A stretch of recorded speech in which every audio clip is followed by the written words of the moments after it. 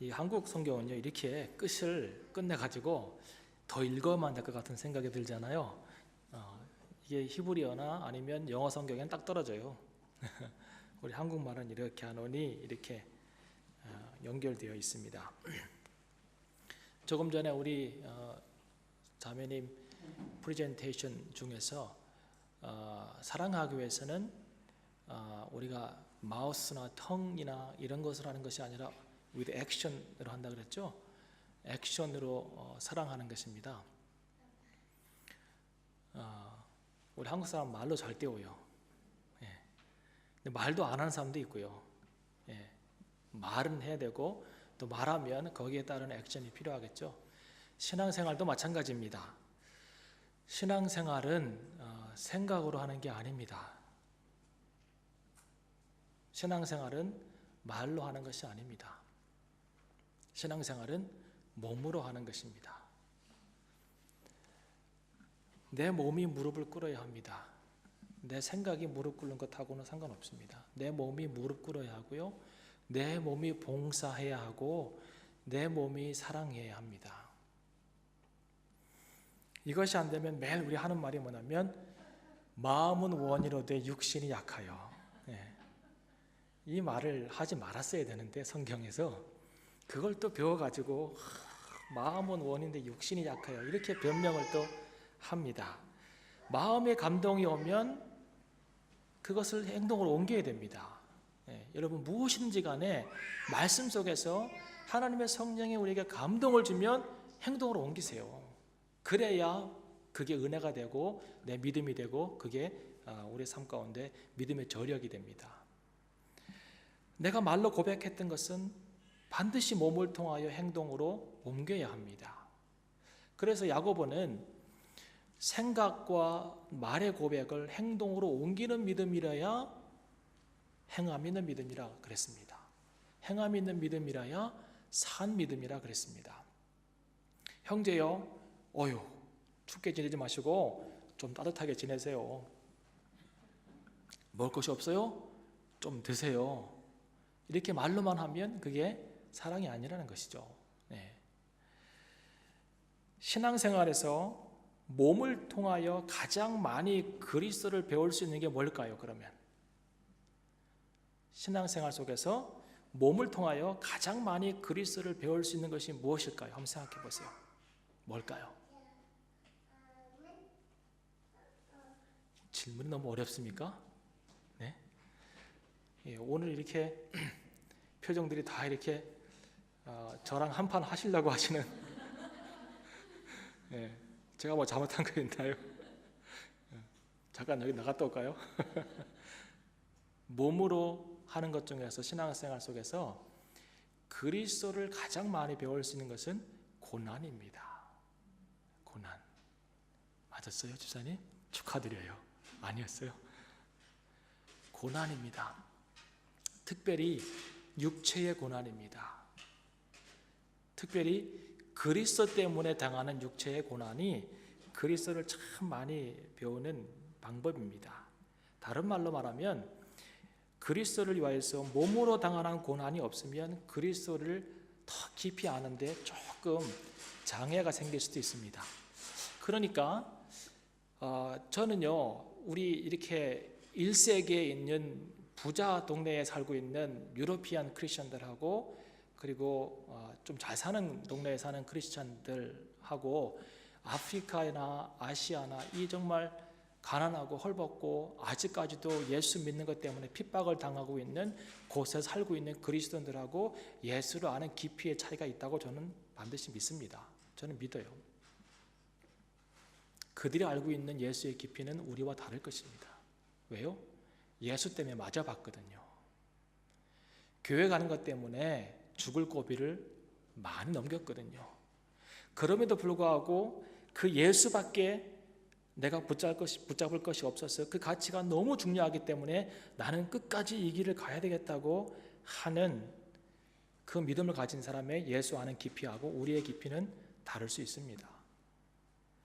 그래서 한번 선교 여행을 가가지고 어려움을 좀 겪어봐야 될 것 같아요. 핍박이 있는 곳에 한번 가볼까요? 오늘 그 우리 간사님이 프리젠테이션 했던 그 내용 안에 나오는 주인공이 김요석 목사님이에요. 이분이 석학이에요. 독일에서 튜빙엔이라고 하는 신학으로 유명한 대학에서 박사학위를 받고 한국으로 갔어요. 강의를 이렇게 하는데요, 사람들이 잘 안 모여요. 그리고 인기도 별로 없어요. 그리고 자꾸 강의 자리는 줄어들어요. 그래서 선배 목사들하고 동료들이 김 목사는 아무래도 목회를 좀 해봐야 될 것 같아 라고 했고, 이분이 그런 자리가 있다면 저 가겠다고 좀 순수하긴 하세요. 그래가지고 간 곳이 나한자촌이에요. 처음에는 몰랐어요. 어떻게 도착해가지고 저녁에 도착했고 숙소에서 사택에서 하룻밤을 잤고, 그리고 그 다음날 목사님들이 얘기했어요. 담임 목사가 첫날 가가지고 새벽 예배 빼먹으면 그때부터 마이너스니까 알아서 하라고, 새벽 예배 꼭 하라고. 그래가지고 새벽 예배 하러 딱 나가서 이제 평소에 안 하던 기도를, 신학 박사가 기도를 잘 안 해요 사실. 그래서 기도하다가 새벽 딱 시간 돼가지고 일어나서 이제 설교를 하면서 어두우니까 설교를 하기 시작하는데 날이 밝아오면서 놀라는 거죠. 왜요? 눈이 잘 없으신 분에, 코가 없으신 분에, 귀가 떨어진 분에, 이런 분의 얼굴이 막 이렇게 들어오는 거예요. 그래가지고 설교하다가 놀래가지고 지가 어떻게 설교를 끊는지 모르고는 예수 이름으로 기도합니다 아멘 하고 돌아가시라고 해놓고 자기는 앉아서 또 기도하는 척 하는 거죠. 기도 안 했어요. 놀래가지고 돌아갈 때까지 앉아 있는 거예요. 왜냐하면 돌아가면 도망가려고. 그래서 한참 있다가 졸다가 딱 깼는데 아무도 없어요, 예배당에. 그래서 문을 열고 나가는데 그 앞에 그냥 장로님부터 쫙 서 있는 거죠. 안 가고. 우리 목사님이 기도 많이 하시는 목사님 왔다고. 박사인데 기도도 많이 하신다고, 우리가 복 받았다고 막 목사님 환영하고 사랑한다고, 이도 없으신 분들이 막 이러고 있는 거죠. 이게 흘리면서. 그러면서 장로님이 환영합니다 손을 내밀고 악수하고 허깅하고. 그래서 이렇게 악수하고 가는데 맨 마지막에 어떤 할머니 신자가 눈물이 그렁그렁 하면서 우리 병신 같은 것들한테 와줘서 고맙다고, 여기 없는데 다 없어요, 나는 죽을 날 얼마 안 남았지만 우리 같은 데 와줘서 고맙다고 하면서 손을 악수하자고 내미는데 고름이 끼어가지고 팔이 없어요. 여기에 이게 잡을까 말까를 고민한 거죠, 이분이. 그러다가 이분을 안 잡으면 내가 안 되겠다 싶어서 그 손을 잡는 순간 이분이 평생 느끼지 못했던 예수 그리스도의 존유를 느끼기 시작한 거예요. 찌릿찌릿. 그러면서 그 얼굴에서 예수를 봤어요. 그리고는 못 떠나요. 충격 때문에, 그 신선한 충격 때문에. 그분들을 만난 것도 웃기고 자기가 거기 온 것도 웃기지만 그 할머니의 손을 붙잡은 순간 예수 그리스도의 얼굴이 탁 투영된 것에 대해서 충격을 받은 거예요. 이분이 예수가 여기 계시구나, 내가 신학책을 뒤지면서 찾았던 그 예수가 여기 있구나를 발견한 거예요. 못 가요. 한참을 못 가요. 그래서 일주일을 보내고 한 달을 보내고 그래요. 근데 신방이라고 가면 숟갈이 뭐 있나요? 자기 거밖에 없지. 그러니까 목사님 모셨다고 자기 먹던 죽을 자기 한 숟갈 쑥 먹고 그 다음에 뚝 퍼주는데 먹겠어요, 여러분 같으면? 근데 그걸 받아 먹는 그 순간에 또 예수의 음성을 들어요. 종아, 내가 너를 사랑한다, 네가 나의 삶을 사는구나. 음성을 들어요. 이분이 그러면서 거기에서 그 고난과 어려움의 자리를 나아가면 나아갈수록 더 깊이 예수를 만나고 예수의 삶을 이해하기 시작하는 거예요. 책에는 안 나와 있는 거예요. 그 고통 가운데 있는 문둥병자 환자의 그 피고름을 입으로 빨 때 입으로 빨아줬어요. 그분이 고통당하고 있으니까. 그럴 때 또 한 번 예수의 음성을 들어요. 예수님 만나는 거예요. 여러분, 예수님은 우리의 고난에 함께 하세요. 우리의 어려움에 함께 하시고, 그리고 특별히 우리가 육체적 고난을 당할 때 함께 하세요. 바울은요, 그래서 그리스도인들에게 이 육체의 고난은 필수라고 그랬어요. 그래서 오늘부터 예배 끝나면 서로 한 대씩 때리는 걸로 할까요?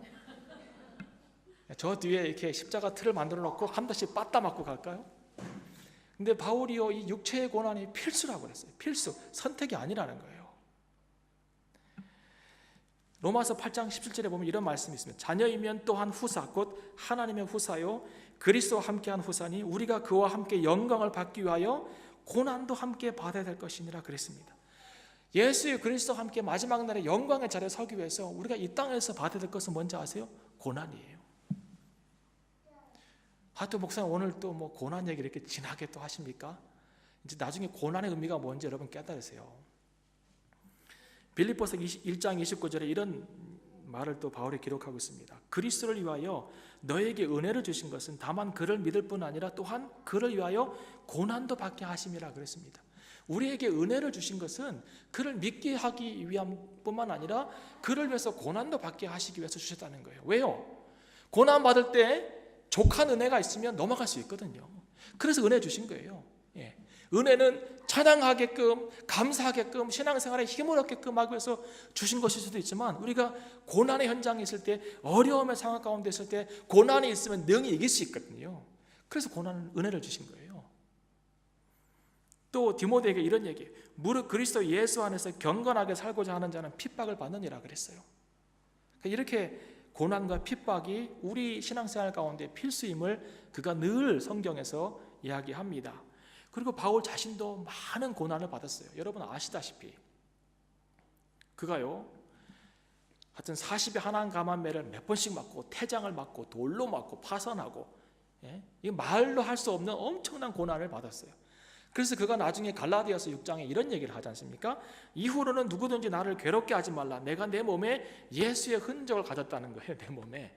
영어로 말하면 뭐냐면 Let no one cause me trouble, for I bear on my body the marks of Jesus Christ. 마크가 아니고 마크스예요. 복수예요. 이 마크가 뭐냐면 영어 헬라어로는 스티그마예요. 스티그마는 뭐냐면 이렇게 칼로 쫙 비었거나 가시에 긁히거나 돌로 맞아가지고 상처가 나고 상처가 아물어서 생기는 흔적이 스티그마예요. 자기 몸에 수도 없이 있다는 거예요. 그런 것은 나를 좀 괴롭게 하지 말라는 거죠. 그렇게 자기가 많은 고난 가운데 있었음을 얘기합니다. 그런데 그럼에도 불구하고 엄청난 고난과 핍박과 그리고 온몸에 예수의 흔적을 가지고 그리고 스티그마를 가지고 살아감에도 불구하고 이제 생이 얼마 남지 않은 순간에 와 있음에도 불구하고 여전히 그가 갈라디아서를 초창기에 썼는데 나중에 골로새서에 보면 또다시 더 자기에게 고난이 필요하다고 얘기를 해요. 아니 맞을 만큼 맞았거든요. 찢길 만큼 찢기고 흔적 가질 만큼 가졌거든요. 그런데 그는 뭐라고 얘기하냐면 아직도 나에게 더 남은 고난이 있고 나는 그것을 위해서 살아가야 된다고 얘기하고 있습니다. 골로새서 1장 24절을 보세요. 이 바울이요 매맞으면서 희열을 느끼는 사람은 아니에요. 근데 이런 얘기를 해요. 골로새서 1장 24절.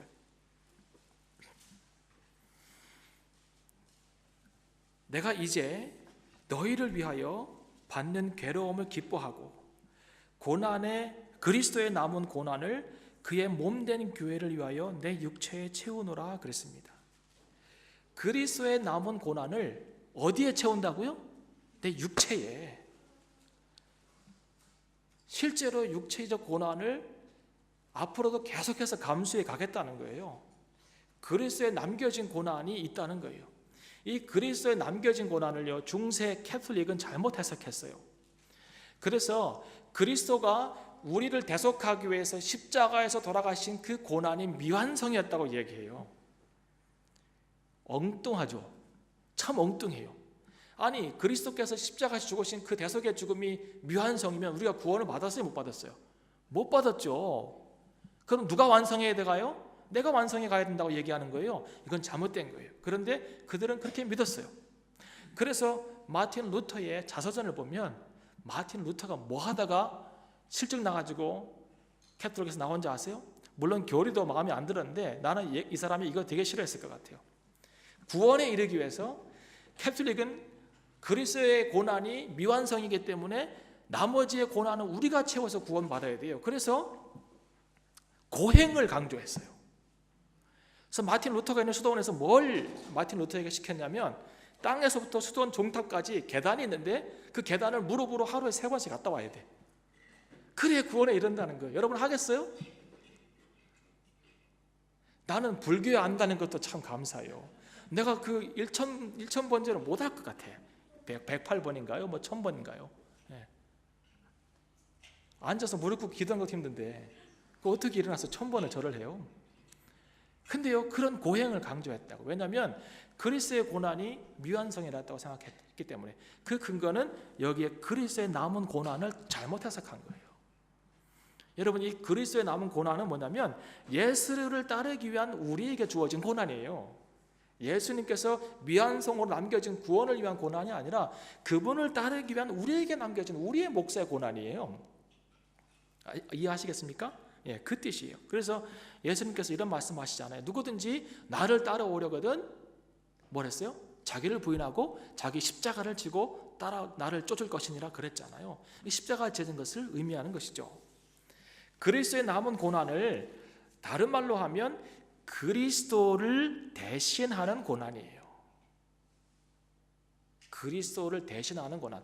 그리스도께서 다 못한 고난이 아니라 오늘날 그를 섬기면서 그를 따라가면서 그를 대신하는 고난이 바로 그 남은 고난이라는 뜻이에요. 이것을 좀 더 여러분에게 이해를 쉽게 설명해 드리자면 그리스도의 남은 고난은요, 그리스도의 자리에서 받는 고난이에요. 그리스도의 자리에서 받는 고난. 이것을 조금 더 쉽게 얘기해 드리자면 고난받았던 그리스도의 자리에 내가 다시 서는 거예요. 여러분 여기에 서기 원하세요? 여기 서기 원하세요? 고난받았던 그리스도가 섰던 그 자리에 여러분 서기 원하세요? 그것이 예수 그리스도를 따른다는 의미라면 여러분 어떻게 하시겠어요? 그리스도의 자리에 서봐야 그리스도를 알 수 있어요. 제가 아버지가 되니까 우리 아버지를 이해할 것 같아요. 우리 아버지가 왜 그러셨는지. 결혼했을 때도 잘 몰랐어요. 자식을 낳고 아버지 때에 아버지가 살아셨던 나이를 살아가니까 아버지가 그러셨구나라고 이해가 되는 거예요. 그리스도가 서셨던 자리에 서보지 못하면 그리스도를 잘 이해할 수가 없어요. 특별히 영광의 자리에도 서봐야 해요. 그런데 고난의 자리에도 서봐야 해요. 그리스도가 서셨던 영광의 자리에만 서려고 하면 안 돼요. 그리스도께서 서셨던 고난의 자리에도 서봐야 해요. 그래야 그리스도를 온전히 이해하는 거예요. 깊이 있는 얘기를 해드리는 거예요. 그럼 왜 바울은 고난받았던 그리스도의 자리에 서는 것을 사모했을까요? 왜 그랬을까요? 그는 그리스도를 더 알기 원했습니다. 더 알기 원했어요. 그는 다메섹 도상에서 예수님 만났죠. 그죠? 그분의 음성도 들었습니다. 그리고 그는 이미 그리스도가 어떤 분이신지, 이 땅에서 어떤 일을 하셨는지, 어떤 말씀을 남기셨는지 이미 다 들어서 배워서 알고 있습니다. 뿐만 아니라 그리스도를 만난 이후에 그가 배우고 들어서 알고 있던 것을 그 그리스도에 대한 지식을 전파하고 가르쳤습니다. 그는 많은 것을 알고 있었던 사람입니다. 그런데 그는 이미 그가 들어서 그리고 배워서 알고 있었던 그 그리스도의 지식에 만족함을 가질 수가 없었습니다. 여러분이 지금 알고 있는 그리스도를 알고 있는 지식에 만족하십니까? 아니면 더 알기 원하십니까? 더 알기 원하시죠? 더 알기 원해야 돼요. 그리스도를 알고 있지만 거기에 만족하지 않고 더 그리스도의 깊은 세계까지 그분을 아는 지식 가운데 풍성해지기를 그는 원했습니다. 그리스도를 온전히 이해하고 통전적으로 이해하고 밝히 이해하기를 원했습니다. 누가 그리스도, 그러니까 베드로나 뭐 다른 사제나 사도들이 들려주는 그리스도에 관한 이야기를 듣고 지적 동의가 오는 것에 만족하지 않았습니다. 뿐만 아니라 그는 구약학 박사였기 때문에 다시 그리스도를 만난 이후에 구약 성경을 구속사적 관점으로 읽으면서 그 안에서 그리스도를 발견해내는 것을 통하여서 얻는 기쁨 정도로 또 만족하지 않았습니다. 그 정도 만족을 원하지 않았습니다. 그는 더 그리스도를 알기 원했습니다. 여전히 더 알기 원했습니다. 알면 알수록 그는 더 그리스도를 알기 원했습니다. 그러면 그가 왜 이토록 그리스도를 알기 원했을까요? 왜 그토록 이토록 그리스도를 깊이 알기 원했을까요?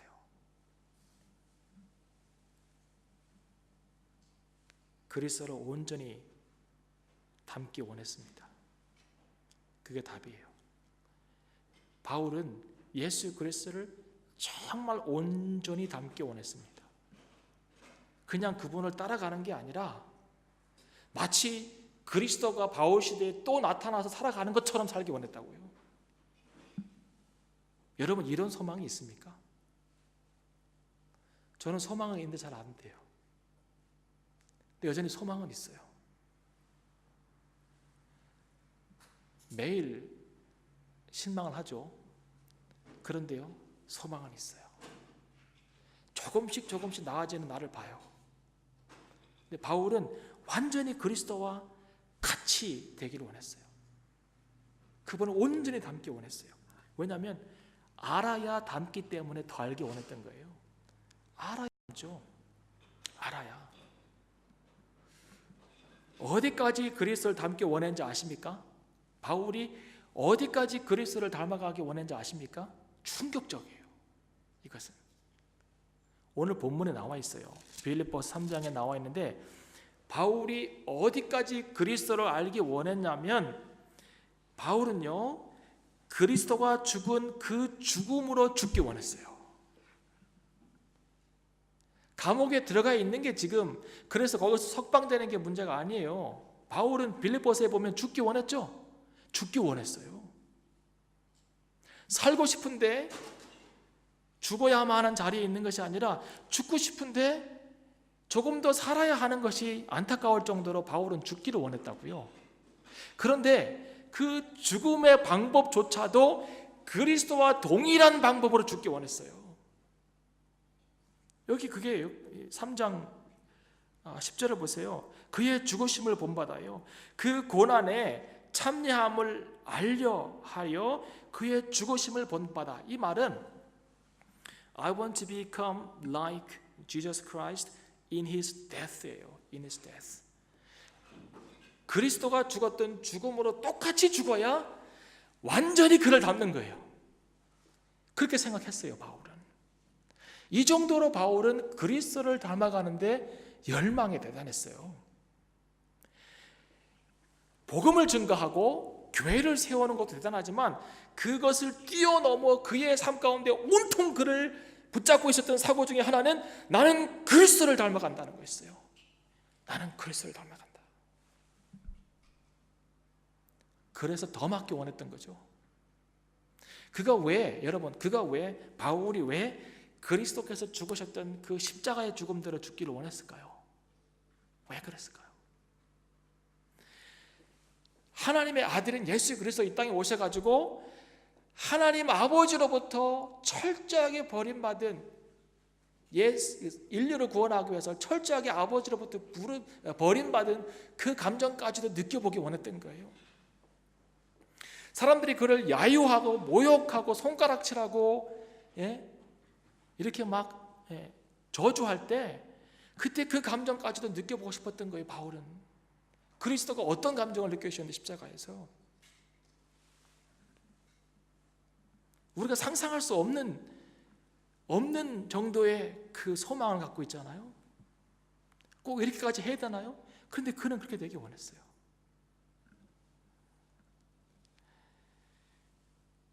그는 그리스도가 받았던 육체의 고난까지도 느껴보기 원했어요. 그냥 메마른 정도가 아니라 여기에도 못이 박히고 이 발에도 못이 박히고 그래서 그 자리에 서보기 원했던 거예요. 예수님이 돌아가신 이유는 십자가에서 죽는 사람들의 이유는 고통이 아니라 피 흘림이 아니라 뭔지 아세요? 질식사예요. 이게 더 이상 지탱을 못하기 때문에 이 흉부가 압박을 당하고 그래서 숨을 못 쉬어요. 그래서 건강한 사람들은 오래 가요. 왜냐하면 그래도 땡기고 발로 버티면서 숨을 쉬거든요. 그래서 좀 오래 갈 것 같은 사람들은 뭘 꺾어요? 다리를 꺾어요. 다리를 꺾으면 버틸 수 있어요? 버틴 올라올 수 없죠. 그러니까 다리가 꺾이면 숨을 못 쉬기 때문에 죽는 거예요. 그래서 십자가에서의 죽음의 원인은 질식사예요. 고통이 아니라. 피 흘림이 아니라. 바울은요, 그 예수 그리스도가 인류를 구원하시기 위해서, 교회를 위해서 마지막 숨을 거칠게 몰아셨던 그것까지도 경험해 보고 싶은 거예요. 이것이 바울이에요. 바울을 우리가 따라갈 수가 없어요. 온통 그리스도예요. 그러니까 그를 하나님께서 그렇게 사용하지 않았겠어요? 그렇잖아요? 여러분, 바울이 이렇게 1세기 때 엄청난 선교 역사를 일으키고 사람들은 기독교를 바울 종교라고 할 정도로 엄청난 역사를 일으켰잖아요. 예수님은 갈릴리하고 그 동네예요. 어떻게 이렇게 놀라운 일을 그가 감당하며 살아갈 수 있었을까요? 사람들은 비결을 그의 배경에 로마 시민권에 막 이런 얘기 한다고. 아니요. 제가 발견한 바울의 삶 가운데 영적인 비밀이 있다면 그는 어찌하든지 예수 그리스도를 닮아가고 싶었던 그 열망이에요. 여러분, 성도가 가져야 될 것은 이거예요. 우리가 많은 것에 너무 많은 정보를 얻어가지고 그래도 이것은 해야지, 그래도 이것은 갖추고 살아야지라고 하는 많은 정보들에 우리가 자꾸 우리의 생각과 사고와 영성이 이렇게 빼앗겨서 정말 중요한 것을 붙잡지 못하고 갈 때가 많이 있다고 저는 생각해요. 가장 중요한 것은 예수님 닮는 거예요. 그 얼굴에, 영성에, 말에, 모든 삶 속에. 이거 놓치고 내가 많은 것을 얻는다고 하면 그것이 무슨 유익이 우리에게 있겠어요? 여러분, 지금부터 그리스도 닮기를 소망하세요. 그의 고통까지도. 바울의 삶의 모든 초점은 예수 그리스도였습니다. 바울은 자기가 갈라디아 교인들에게 고백했던 그 고백 그대로 살았습니다. 그가 이런 고백했잖아요. 내가 그리스도와 함께 십자가에 못 박혔나니 그런즉 이제는 내가 산 것이 아니요 오직 내 안에 그리스도께서 사신 것이라. 내가 사는 게 아니에요. 그리스도께서 사세요. 그렇게 소망하기 원하고 그렇게 되어지기를 원하면서 고백하는 거예요. 이제 내가 육체 가운데 사는 것은 나를 사랑하사 나를 위하여 자기 몸을 버리신 하나님의 아들을 믿는 믿음 안에서 사는 것이라. 이 고백을 하고 그렇게 살기를 얼마나 추구했는지 몰라요. 어느 한 English old woman이 있었습니다. 이 여자분이요, 정말 그리스도를 닮기를 너무 소원했어요. 그리고 성경 말씀도 많이 암송하고 성경은 늘 읽고 기도하고 어떻게 하면 그리스도의 마음을 품고 그리스도의 심장을 가지고 그리스도처럼 살아갈 수 있을까에 대해서 늘 고민하고 그분을 닮기 소망했어요. 그래서 암송을 많이 하고 성경도 많이 읽고 했는데 이제 나이가 들어가면서 그 기억력이 쇠퇴하는 거죠. 그래서 암송했던 많은 말씀들을 이렇게 점점 잃어버리고, 그럼에도 불구하고 끝까지 붙잡고 있었던 말씀 한 구절이 있어요. 끝까지. 이게 뭘까요? 디모데후서 1장 12절이에요. 같이 한번 펴보시겠습니까?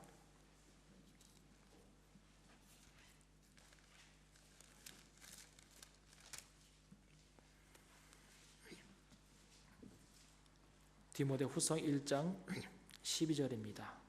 11절부터 보면 내가 이 복음을 위하여 반포자와 사도와 교사로 세우심을 입었나니 복음 때문에 이를 인하여 내가 또 이 고난을 받되 부끄러워하지 아니함은 나의 의뢰한 자를 내가 알고 또한 나의 의탁한 것을 그날까지 저가 능히 지키실 줄을 확신함이라 그랬습니다. 내가 엄청난 많은 고난을 받는 거예요. 뭐 때문에? 나에게 부탁된 그 일들 때문에. 그런데 내가 부끄러워하지 않아요. 왜냐하면 나의 의뢰한 자를 내가 안다는 거예요. I know him. 그리고 또한 내가 그분에게 의탁한 게 있어요. 그러니까 예수 그리스도가 나에게 의탁해서 내가 해야 될 일이 있었고 또 내가 그분에게 의탁한 것이 있어서 그분이 그것을 지키실 줄을 내가 확신하는 거예요. 이 말씀을 이분이 쭉 암송해요. 영어로 제가 이제 읽어드릴게요. 12절 보시면 That is why I'm suffering as I am. 그것이 내가 고통받는 이유라는 것이죠. Yet 그러나 I am not ashamed. 왜냐하면 because I know whom I have believed and am convinced that he is able. 그분이 할 수 있다는 것을 내가 확신하기 때문이죠. 뭘 할 수 있어요? To God. 지키실 것을 확신하는 것이죠. 뭐를요? What I have entrusted to him for that day. 그날 그리스도가 오시는 그날에 내가 의탁한 것을 지키실 줄을 확신하는 믿음 안에서 내가 부끄럽지 않다는 것이죠.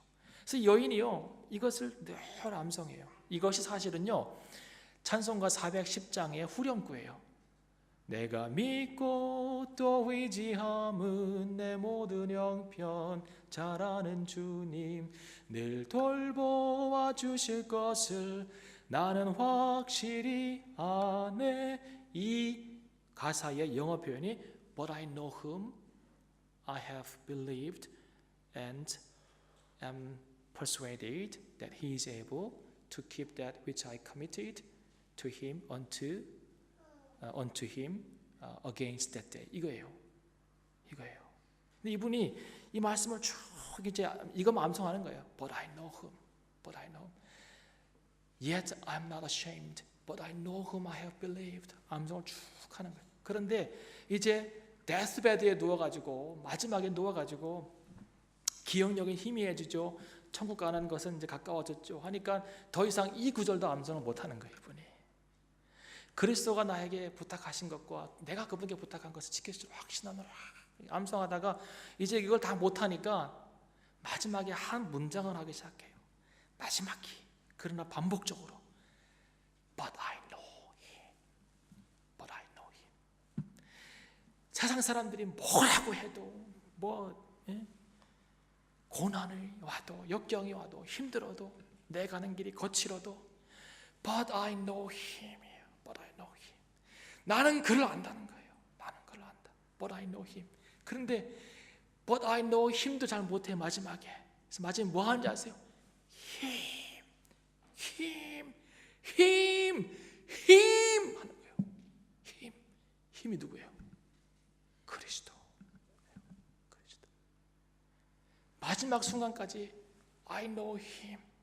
그것도 못하면 him, Christ, Jesus. 이거 하다가 가는 거죠. 이거 하다가. 이분의 삶은 살아있을 때는 뼛속까지 그리스도를 담는 것이었고 죽을 때도 그분을 의지하고 그분의 이름을 부르면서 하늘나라 가는 거예요. 여러분 나는 그리스도인의 삶을 이거라고 정의하고 싶어요. 무엇이 그리스도인의 삶인가요? 무엇이? 우리가 어떻게 해야 그리스도인의 삶을 잘 산 것일까요? 예수 그리스도 닮아가려고 했던 이 땅에 노력 하나 없이 주님 만나가지고 I love you 그러면 주님께서 어떻게 하시겠어요? 여러분 나는요 지금도 내가 언제 죽을지 모르겠어요. 근데 무릎을 꿇고 앉아서 묵상하고 기도하다 보면 두려운 게 하나 있어요. 내 어찌 주님 나 배울 거예요. 나 정말 두려워요. 겁주는 건 아니에요. 근데 나 어찌 주님 나 배울 거 이따구의 삶을 살면서 이따구의 정신상태 가지고 이따구의 믿음 가지고 내가 어찌 주님 배울 거를 늘 고민해요. 지금도 나는 정말 주님이 나를 받아주셨으면 좋겠어요. 천국 갔을 때 닮아가기를 소망하고 그분 따라가기를 소망하고 무슨 고난이 있어도 어떤 힘든 일이 있어도 그 자리에 가겠지만 그분이 받아주셔야 들어가는 거 아니겠어요? 여러분 죽음까지라도 그분을 닮기 원했던 바울 같은 그런 소망을 다시 품기 원해요. 여러분 이 땅에서 많은 거 못 누려도 괜찮을 것 같아요. 저는 이제 이미 포기했어요. 하나님 뭘 더 주실까? 포기했어요. 저는 그래요. 여러분들에게 포기하라고는 얘기는 안 해요. 여러분 다른 삶을 또 살아야 되니까. 저는 목회자로 그거는 포기했어요. 우리 집사람도 도영이도 다 얘기했어요. 그런데 다 못 가져도 많은 것 없어도 마지막 내가 숨질 때 그 삶에 대해서 자부심은 있어야 될 거 아니에요. 내가 그리스도를 따라가다가 마지막 날 주님께 간다. 스데반이 기도했던 것처럼 주 예수의 나 영혼을 받으시옵소서라고 이 고백은 할 수 있어야 될 거 아닙니까? 그렇잖아요. 그래서 바울이 오늘 우리에게 성경이 오늘 우리에게 주는 말씀은 뭐냐면 그리스도를 닮아가자는 거예요. 죽음까지도 닮아가자는 거죠. 죽음까지도. 기도하겠습니다.